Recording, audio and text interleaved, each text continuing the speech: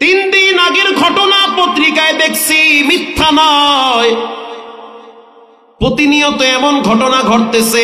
ঢাকা থেকে বিয়ে করার জন্য নরসিংদী রওনা হয়েছে। কত আনন্দ, কত চিন্তা, কত স্বপ্ন। বান্দা ভাবে একটা, রবের সিদ্ধান্ত হয় আর একটা। পুরা মাইক্রো গাড়ি ব্রিজ ভেঙ্গে পড়ে গেল, বরযাত্রী শেষ। সেম ঘটনা গত বছর জালকাঠিতে ঘটেছিল, বরিশালে। বরযাত্রী সহ গাড়ি ভেঙ্গে, ব্রিজ ভেঙ্গে পানিতে চলে গেল। বিবাহের রং আর দেহের রক্তের রং একাকার হয়ে গেছে। আল্লাহু আকবার। এটাই মানুষের জীবন। এজন্য আল্লাহ তাআলা কোরআনে বলেন, ইয়াউমা লা ইয়ানফাউ মালুন ওয়ালা বানুন ইল্লা মান আতাল্লাহা বিকলবিন সালিম।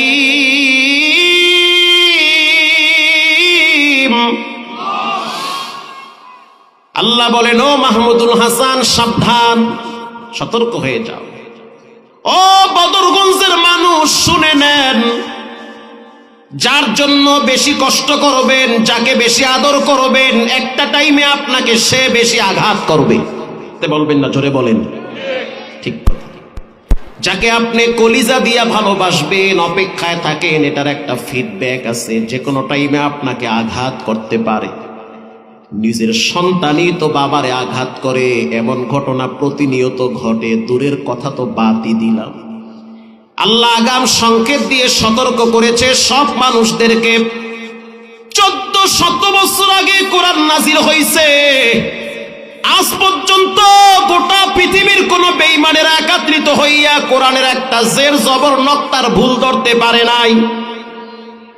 বরং বড় বড় শিক্ষিতরা, বিধর্মীরা কোরআনের পরিচয় পেয়ে মাথা নত করে কালেমা পড়ে মুসলমান হয়। আল্লাহ কোরআনে বলেছেন, কিয়ামতের ময়দানে সম্পদ কাজে আসবে না, সন্তান কাজে আসবে না। আল্লাহু আকবার। কাজে আসবে না। যেই সন্তানের জন্য রাত দিন পরিশ্রম কইরা টাকা কামান, যেই সন্তানের জন্য নামাজ পড়ার টাইম পান না, যেই সন্তানের জন্য লক্ষ টাকার ঘুষের বেন্ডিল পকেটে ঢুকান, আল্লাহ রাব্বুল আলামিন বলেন, সাবধান। এমন একটা দিন আসবে, সেই দিন বেশি দূরে না, যেই দিন সন্তান বাবাকে পরিচয় দিবে না। মাল কাজে আসবে না। মালকে সব সাপ বানানো হবে, তার গলায় ঝুলায় দেওয়া হবে। এই হারাম সম্পদ, এটা তোমার জন্য বিষাক্ত সাপ। তাহলে আল্লাহ কিয়ামতের ময়দানে কি কাজে আসবে? নিজেরটা কামে আইবে। নিজেরটা কি? নিজের ভালো তো পাগলেও বুঝে। ইল্লা মান আতাল্লাহা বিকলবিন সালিম।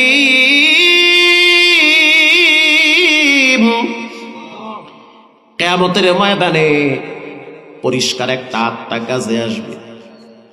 কেউ নামাজ পড়ে না, দরকার নাই, মইরা ভূত হয়ে যাক, আমাকে একা মসজিদে যেতে হবে। কথা কন না কা? সবাই ল্যাংটা হয়ে নাচে, নাচুক, আমাকে কাপড় পরতে হবে। সবাই বিবাহের অনুষ্ঠানে গায়ে হলুদ লাগায়, লাগাক, আমাকে লাগানো যাবে না। বেপরদায় নারী পুরুষ আড্ডাখানা বসানো যাবে না। হকের পক্ষে কেউ যদি না থাকে, আমি একজন ইমানদার, আমাকে একা হলেও থাকতে হবে। কলবে সালিম, পবিত্র আত্মা, এগুলো কাজে আসবে কিয়ামতের ময়দানে। আর এই পবিত্র আত্মাওয়ালা মানুষগুলার কিছু গুণ আছে। 1 নম্বরের গুণ, তারা সবের বান্দা, তারা ধৈর্যশীল। মুসিবত দেখলে তারা হাই হুতাশ করে না। রব্বুল আলামিন বলেন, ইন্নামা ইউওয়াফাস সাবিরুনা আজরাহুম বিগাইরি হিসাব। ধৈর্যশীল যারা সবর করে, ধৈর্য ধরে। ডানে বামে অনেকেই চুরি করে, চাইলে আপনি করতে পারেন। আল্লাহর ডরে চুরি করেন না, ধৈর্য ধরে আছেন। চাইলে আপনি হারাম ভাবে অনেক টাকা কামাইতে পারেন, কিন্তু আল্লাহর ডরে কামান না, ধৈর্য ধরতেছেন। আল্লাহ বলেন, কিয়ামতের ময়দানে এ সমস্ত সবের বান্দা, ধৈর্যশীল মানুষগুলাকে নিজ দয়ায় হিসাব ছাড়াই তাদেরকে জান্নাতে ঢুকায়া দিব। আরো জোরে বলেন সুবহানাল্লাহ। প্রিয় ভাইয়েরা আমার, এজন্য রব্বুল আলামিন বলেন সব কিছুর মূল ফাউন্ডেশন হলো কোরআন। ইন্নাল্লাযীনা ইয়াতলুনা কিতাবাল্লাহ, নিশ্চয়ই যার ভিতরে কোরআন তেলাওয়াত থাকবে। বর্তমান বাইতুল্লাহ শরীফের যিনি প্রভাবশালী ইমাম, যার নাম হলো শেখ আব্দুর রহমান সুদাইস। আমি প্রায় রমজানে উমরায় যাই, গত রমজানে উমরায় ছিলাম প্রায় 22 দিনের মতো।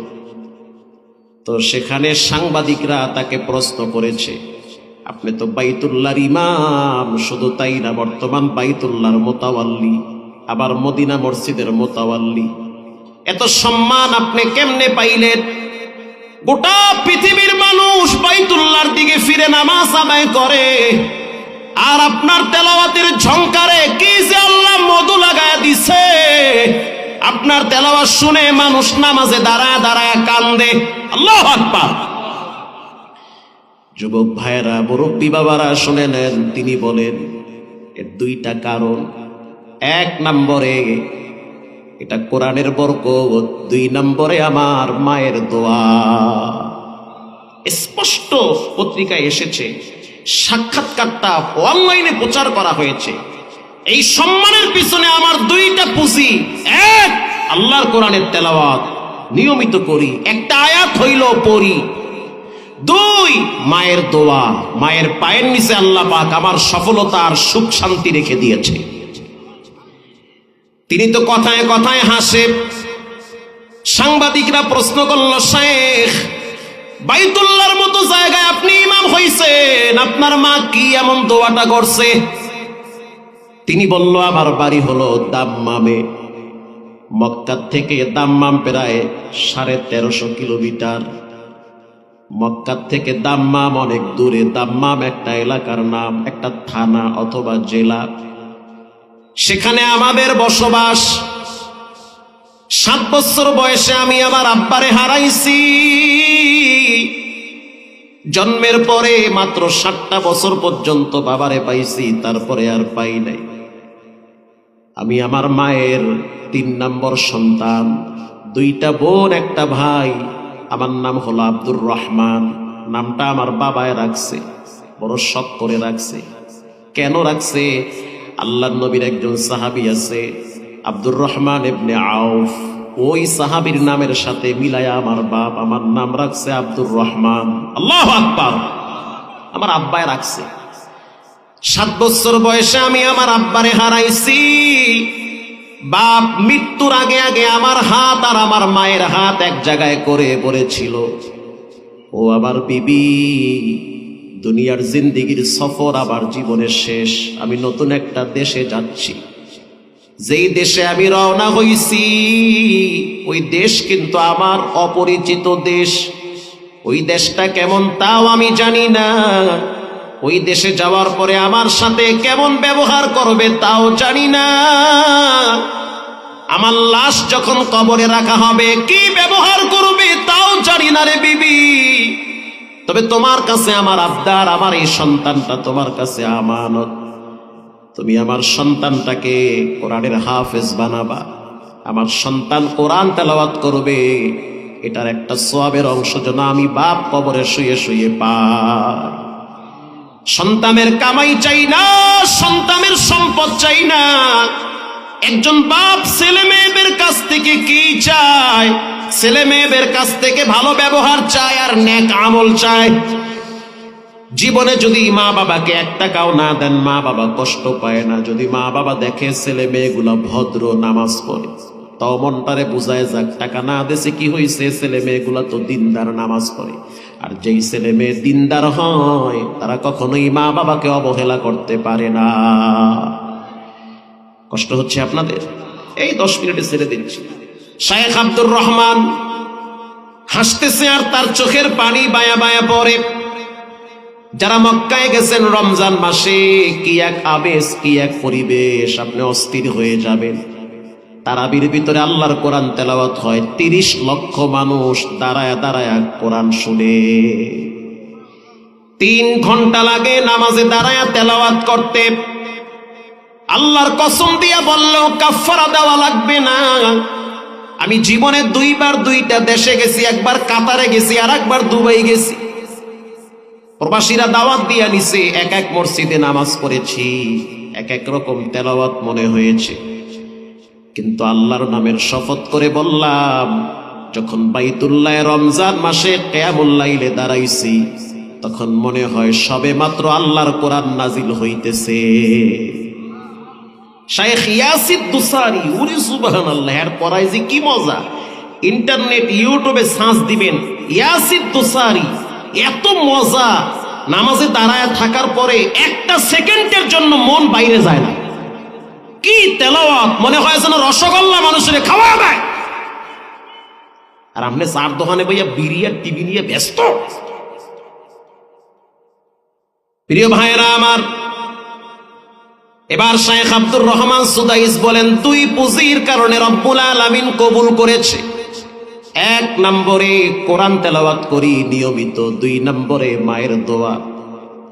তা আমার বাবার মৃত্যুর পর আমার মা চিন্তা ভাবনায় পড়ে গেছে যে কি করা যায়, ছেলেটাকে কেমনে হাফেজ বানানো যায়। তা আমার মা নিজে কোরআন তেলাওয়াত করতে পারে, কারণ আমার মা হলো আরবি মা, তার বাড়ি হলো আরবে। ওই 6 বছর বয়স থেকে সে আমাকে কোরআনের বিভিন্ন আয়াত, বিভিন্ন সূরা শোনায়া শোনায়া তেলাওয়াত করায়া মুখস্থ করাইছে। 7 বছর বয়সে যখন আমি হেফজখানায় ভর্তি হব, তখন আমার মা মাদ্রাসায় ভর্তি করার আগে আমার মা সিদ্ধান্ত নিছে যে প্রথম আমি সন্তানকে নিয়ে উমরায় যাব। আল্লাহর ঘরে গিয়া প্রথম আল্লাহর সামনে দাঁড়াইয়া দোয়া কইরা সন্তানের মঙ্গল কামনা করব। আল্লাহু আকবার। এবার আমার মা আমাকে নিয়ে উমরায় চলে আসছে, সাথে আমার মামা ছিল। উমরার সফরে যখন আসছে, আমার মামা আর আমার মা আর আমি 3 জনে, আমার মামা চলে গেল তায়েফে কোনো একটা কাজে। আমার মা আর আমি 2 জনে সিদ্ধান্ত নিলাম তওয়াফ করব। মা সিদ্ধান্ত নিল যে আমারে সারা তওয়াফ করবে, কারণ যদি আমি হারায় যাই অথবা আমার মা যদি হারায় যায়।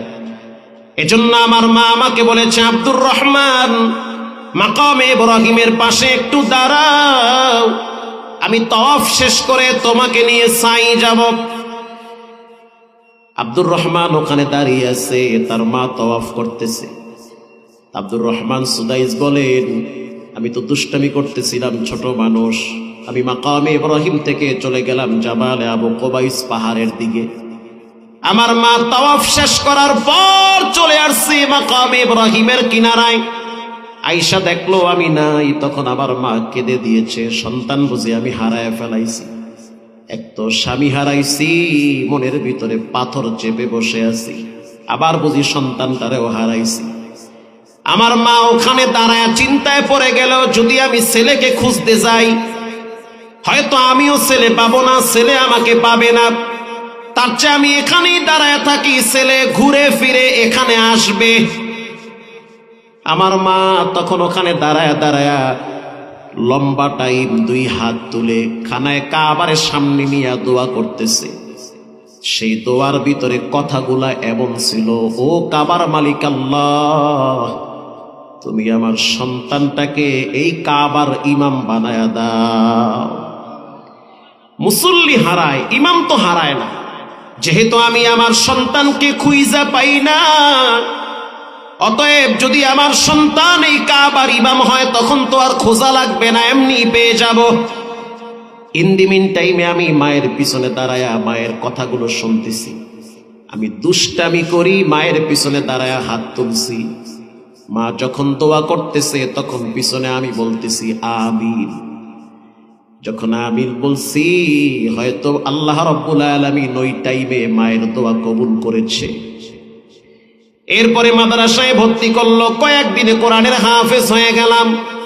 আল্লাহ রাব্বুল আলামিন কালের আবর্তনে বাইতুল্লাহর ইমাম বানাইছে। 36 বছর পর্যন্ত তিনি খানায় কাবায় ইমামতি করে বয়স হয়ে গেছে, বুড়া হয়ে গেছে, এখনো যখন তেলাওয়াত করে মনে হয় তরুণ নওজোয়ান যুবক তেলাওয়াত করতেছে।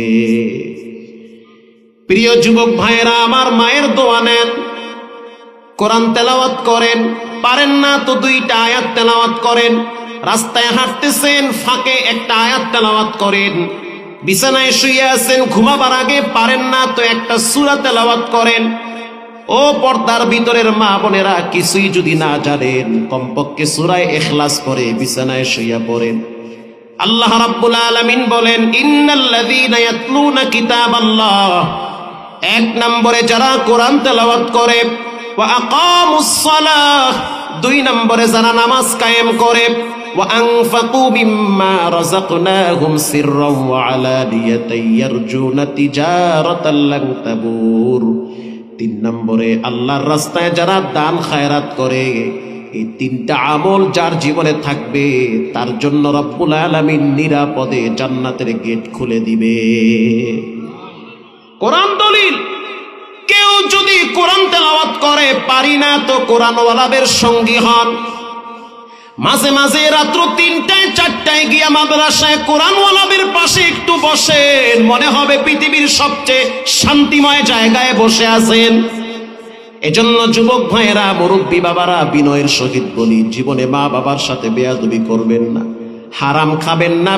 পারলে মাদ্রাসার বন্ধু হন, না পারলে বিরোধিতা করবেন না, পারলে উৎসাহিত করেন, না পারলে 1 মাইল দূরে থাকেন। কখনোই খোসাখুসি করবেন না, নামাজ ছেড়ে দিয়েন না, হারাম খায়েন না, আম্মা আম্মার সাথে বেয়াদবি করিয়েন না। তৈয়ার হয়ে যান, যে কোনো সময় কবরে যেতে হবে। দিলটা যদি নরম থাকে, তওবার নিয়াইতে 2টা হাত আল্লাহকে দেখায় দেন। নারায়ে তাকবীর। আয় আল্লাহ, এই হাতগুলা জীবনে একবার খানায় কাবার গিলাফের সাথে লাগায় দেন, বলেন আমিন। রঙ্গে তাকওয়া, রঙ্গে সিদ্দিকু, রঙ্গে দিন, তাআবদু বাকি বুয়াদবর আবেদিন। 3টা কথা বললাম। 1 নম্বরে কোরআন তেলাওয়াত করবেন, কইরেন। আমি তো আরব বিশ্বে দেখছি, সকালবেলা দোকানের শাটার খুলে কোরআন তেলাওয়াত বাজায়া। আর আমগো দেশের বাঙালিরা এত খারাপ, সকালবেলা শাটার খুলে মমতাজের গান বাজাইয়া। ঠিক না বেঠিক? 2 দিন পরে যখন দোকানে আগুন লাগে, তখন কয়, আল্লাহ তুমি কই আর মুই কই, তুমি করো কি? এত মুসিবত আমারে কেন দেন? আপনি গাড়িতে থাকেন, কোরআন তেলাওয়াত বাজান। কোরআনের মতো শান্তিময় কিতাব পৃথিবীতে কি হতে পারে? ঘরের ভিতরে সূরা বাকারা টেপে চালান। বর্তমান জিনদের উৎপাত বেড়ে গেছে, বর্তমান জাদু বেড়েছে, মানুষ মানুষকে ক্ষতি করে জাদুর মাধ্যমে। তা কি জানেন না আপনারা? শায়েখ আহমদুল্লাহ, এরপর আরো অনেক বড় বড় আলেমদেরকে বিভিন্নভাবে জাদু করা হয়, অনেক বাচ্চাদেরকে জাদুর মাধ্যমে শেষ করা হয়। জাদু কাটার জন্য প্যারাসিটামল চলবে না, আর ওই ডাক্তারখানায় গিয়া সিরিয়াল ধরলে কাজ হইবে না, ওখানে কারো মুন্সিগিরি চলে না। জাদু কাটার মূল মন্ত্র হলো সূরা নাস আর ফালাক। সুবহানাল্লাহ বলেন। সূরা নাস ফালাক তেলাওয়াত করেন, বাচ্চাদের শরীরে দম করেন। আল্লাহ তাআলা আমাদের সকলকে এই সংক্ষিপ্তভাবে যে কথাগুলো বললাম, এগুলোর উপরে আমল করার তৌফিক দান করেন। এই প্রতিষ্ঠানটা হাজী সাহেব, ওনার সাথে আমার দেখাও হয় না, এখানে শুনছি ফোনে হাজী সাহেব। যাই হোক, আল্লাহ ওনাকে সুস্থতার সহিত মৃত্যু পর্যন্ত মাদ্রাসার খাদেম হিসাবে কবুল করুন। আরো জোরে বলেন। বেলকুচি, ওখানেও দেখছি ঢাকার একজন পয়সাওয়ালা বিশাল একটা মসজিদ বানাইছে, পাশে একটা মাদ্রাসা, ছোট্ট একটা কবর। তা আমাকে নিয়ে আসছে সেখানে ওয়াজ করানোর জন্য। তো সে আমাকে তার দিলের কষ্টের কথাগুলো বলল, হুজুর, টাকা পয়সা, স্ত্রী সন্তান সব আল্লাহ দিছে, কিন্তু কেন জানি আমার কলিজার শান্তি এখানে আসলেই পাই। মসজিদে নামাজ পড়ি, মাদ্রাসায় গিয়ে বাচ্চাদের সাথে একটু কোরআন তেলাওয়াত শুনি, মনে হয় যেন এটা বেহেশতের বাগানে আল্লাহ আমারে রাখছে। সুবহানাল্লাহ বলেন। আর আমি মারা গেলে আমার লাশটা মসজিদের পাশেই রাখবে, এর চেয়ে শান্তি আমার জীবনে কি হতে পারে? ছেলে মেয়ে দোয়া নাও করতে পারে, বেলাইনে চলে যেতে পারে, স্ত্রী আরেকজনের সাথে যেতেই পারে, অবাস্তবের কিছুই নাই, কিন্তু আমার কষ্টের টাকার দ্বারা যেটা করছি, এটা মরার পরে তো সদকায়ে জারিয়া, কবরে সওয়াব যেতেই থাকবে, কেউ ঠেকাতে পারবে না, এটার ভাগ কেউ হবে না। আল্লাহ তাআলা এলাকার যুব সমাজ এবং মা বোনদেরকেও কবুল করেন, বলেন আমিন। দোয়ার আগে 3টা আমলের কথা বলবো, একেবারেই ফ্রেশ দিলে 3টা আমলের কথা শুনবেন। রাসূল বলেছেন তিনটা আমল যারা করবে নিরাপদে আল্লাহর জান্নাতের মেহমান হবে। ইয়া আইয়ুহান নাস আফসুস সালাম, এক নম্বরে তোমরা সালাম দাও, ছোট হোক বড় হোক, একজন আরেকজনকে কি দাও? সালাম দাও। ঘরে গিয়ে স্ত্রীকে সালাম দিবেন। একজনকে হুজুর বিয়ে করছি 23 বছর হয়েছে, এখনো ঘরে শান্তি নাই, মাঝে মাঝে জামাই বউ ঝগড়া লাগিয়া দুইজনে দুই বিছানায় গিয়ে হইয়া থাই। আমি বললাম তাবিজও তো আমার কাজ হয় না, তাবিজ পারিও না, পানি ভরায় অ্যাকশন আগের মতো নাই, মানুষের বাড়ি খাই, কেটা কেমনে খাওয়ায় আল্লাহ জানে, আগের মতো আর ধার পাই না পানি ভরায়, এটা কাজ করে। ঘরে শান্তির জন্য প্রথম যেই মেডিসিন দরকার সেটা হলো সালাম। আল্লাহু আকবার বলেন। সালাম দিবেন, স্ত্রীকে সালাম দেন। হুজুর এটা কি করেন, শরম লাগে সালাম দিতে, এটা কোনো কথা হইল? একটা সালাম দিবেন আপনি। রাসূল বলেছেন আফসুস সালাম, সালাম দাও, সালামের প্রচার প্রসার ঘটাও। সালাম দিলে রাগ ঠান্ডা হয়, সালাম দিলে অহংকার দূর হয়। আপনি যেমন বাহিরে পরিশ্রম করেন, আপনার স্ত্রীও তো ঘরে কাজ করে, সেও তো পরিশ্রম করে। আপনি যেমন বাহিরে অনেক পরিশ্রম করেন, গতকালকেও তো আমার ম্যাডাম আমারে বলতে আছে, কোনো একটা কারণে আমি তাকে একটা ধমক দিলাম, ভাই এটা কি করলা তুমি? সে আমারে বলতে আছে, আপনার এই মাইয়া বলা লইয়া আমি তো আধা পাগল হইয়া গেছি। একটায় বাথরুমে গিয়া ট্যাপ ছাইরা দেয়, আর একটায় পাকের রুমে গিয়া ডাইলে লবণ ঢাইলা দেয়, আর একটায় ওই ফ্যানের সুইচ ছাইরা দিয়ে শীতের ভিতরে কম্বল গায়ে দিয়ে হইয়া থাকে। কোনটারে সামাল দিব? যেই ঘরে 3-4টা মাইয়া বলা থাকে ওই ঘরের মহিলারা অর্ধেক পাগল হয়ে যায়। তো তারও তো রাগ উঠে, সবগুলোরে সামাল দেওয়া লাগে, আবার আপনারও সামাল দেওয়া লাগে। আপনিও যদি ঘরে ঢুইকে প্যারা দেন, এই কুত্তুসের মা বাপ দে, তখন আপনার বউ খুব কষ্ট পায়। সে তখন কি বলে জানেন? বাচ্চার দিকে তাকায় বয়, গোলামের বউ তুইও জ্বালাও, তোর বাপেও জ্বালায়। কথা ঠিক না বে ঠিক? বাস্তব কথা। আপনি সালাম দেন, ঘরে গিয়ে আপনি স্ত্রীকে বলবেন আসসালামু আলাইকুম ইয়া ম্যাডাম কাইফা হাল। বউ কইব অকও কি, সালামটা বুঝি, বাকিগুলা কি উর্দু কইছো না ফার্সি কইছো? বাদ দেন, আপনি সালাম দিয়ে বলেন বউ কেমন আছো। এটা বললে কি পাপ হবে? না কয় কারা? যারা বিয়ে করে না হেরা কয় না। পাপ হবে? সওয়াব, এটা ভালো কাজ, দাম্পত্য জীবন সুখময় হবে, বাচ্চা কাচ্চা তাড়াতাড়ি মানুষ হয়ে যাবে। আপনি সালাম দেন আসসালামু আলাইকুম কেমন আছো। আপনার বউ একটু লজ্জা পাবে।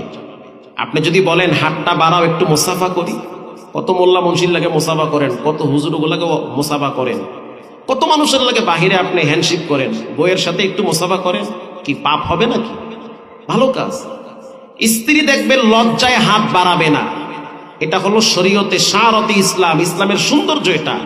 দাম্পত্য জীবন কলহ দূর হবে, দ্বন্দ্ব দূর হয়ে যাবে, পরস্পরের ভিতরে ভ্রাতৃত্ব বন্ধন তৈরি হবে। সুবহানাল্লাহ বলেন।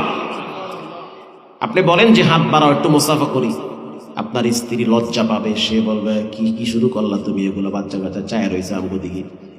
কথা ঠিক না বে ঠিক? আপনি জোর করে তার হাত নিবেন, নেওয়ার পরে মুসাফা করবেন, এমন একটা হাসি মারবে বিয়ার পরে ওই হাসি আপনি জীবনে দেখেন নাই। ঠিক না বে ঠিক? হ্যাঁ ঠিক কথা। এরপরে আপনি আপনার স্ত্রীকে খুশি করার জন্য বেশি কিছু লাগে না, 50 টাকা হাতে ঢুকাইয়া দেন। কত টাকাই না চা বিড়ি খাইতে যায় আর পান খাইতে যায়। 50 টাকা ঢুকাইয়া দিয়ে বলেন যে সকালবেলা লিপস্টিক কিনা ঠোঁটে ঘষছ। খুশি না বেজার? খুশি। আলহামদুলিল্লাহ, অনেকেই এই আমলটার উপরে ফলাফল ভালো পাইতেছে। ঘরে ঘরে আজকে অশান্তি পরকিয়া বাড়তেছে। ঠিক না বে ঠিক? আপনি ঘরে দুই কেই করে এক ম্যাচ দিয়ে বিড়ি ধরাবো, বউয়ের মাথা তো আরো গরম হয়ে যায়। আল্লাহ তাআলা আমাদের সকলকে ঘরের ভিতরে এবং ঘরের বাহিরে বেশি বেশি বেশি সালাম দেওয়ার তৌফিক দান করেন। রাসূলুল্লাহ বাচ্চাদেরকেও সালাম দিতেন, আসসালামু আলাইকুম সালাম দিতেন। 2 নম্বরে ওয়া আতইমুত তুআম, মানুষদেরকে খাবার